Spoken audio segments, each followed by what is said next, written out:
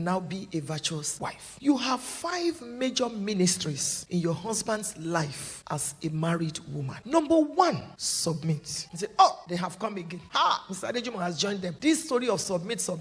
No, I'm not talking of African submission. I'm talking of scriptural submission that begins from Ephesians chapter 5 and verse 21, not 22. Submitting yourselves one to another. Don't marry a man that doesn't listen to you. Don't marry a man that dishonors you in the presence of your friends and your family members. Don't marry a man that you cannot respect. Respect is one of the greatest needs of a man, not food. You can get food anywhere. Not sex. You can get sex anywhere if he's not born again. It's respect. Don't marry a man you cannot respect. And don't marry a man that disrespects you. Disrespect begins with the way the man speaks to you. His body language. What did you say? And some of you, because you want to marry at all costs, you pretend as if these things do not appear. Marriage does not change people. Marriage amplifies what people are. Just like money.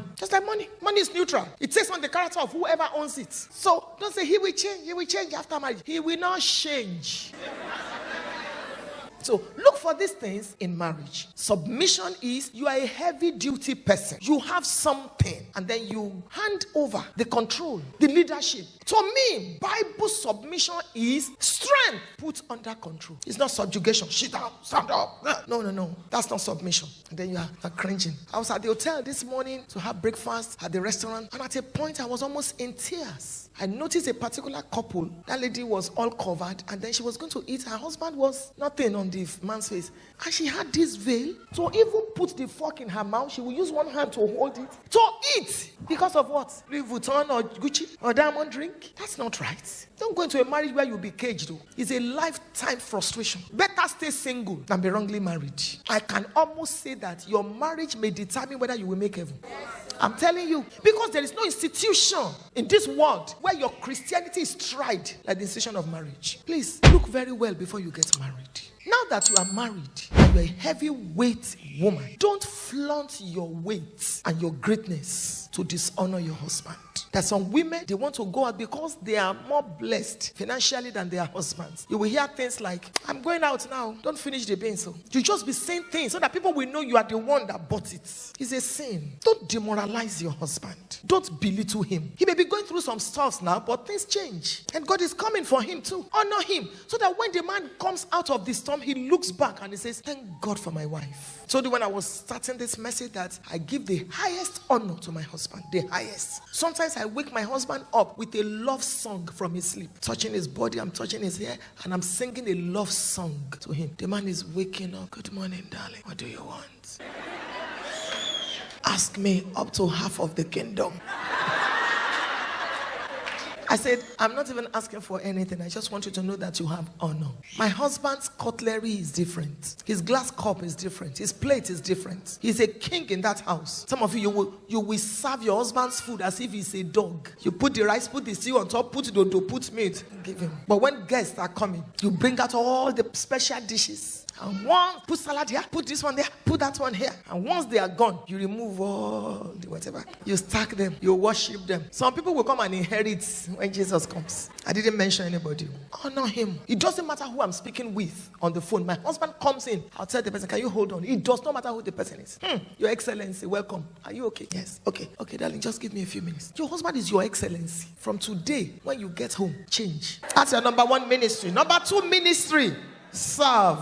Serve him. Marriage is hard work. Serve your husband. Believe in him. Stand by him. He's in ministry, be there. Don't be a Jezebel. Don't scatter. Don't be a leader's wife, a pastor's wife, or an HOD's wife that everybody fears in church. People are praying for you. You are a prayer project. That is fantastic. But you, come here.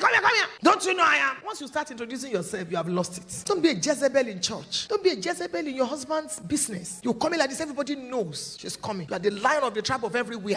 People greet you can't bend. You're so proud, you're so cocky. Even God tiptoes around you because you traveled abroad. Where did you go? Cameroon.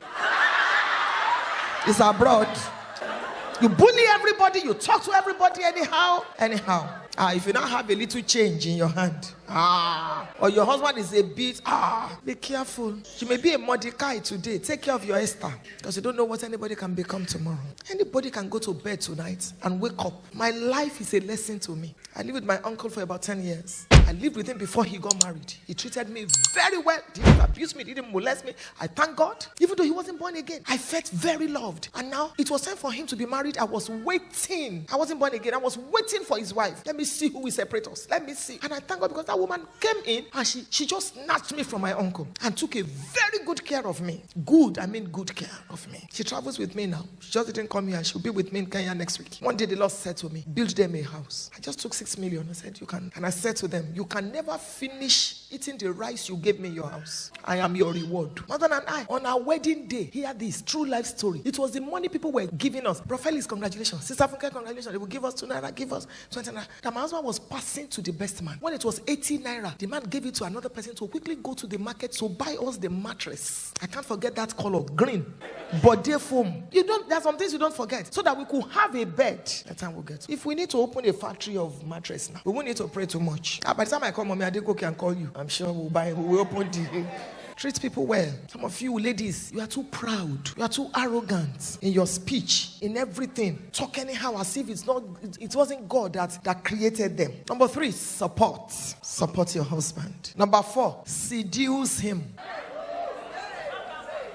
He's a ministry. All this missionary style should stop. You are always at the bottom. What are you looking for there?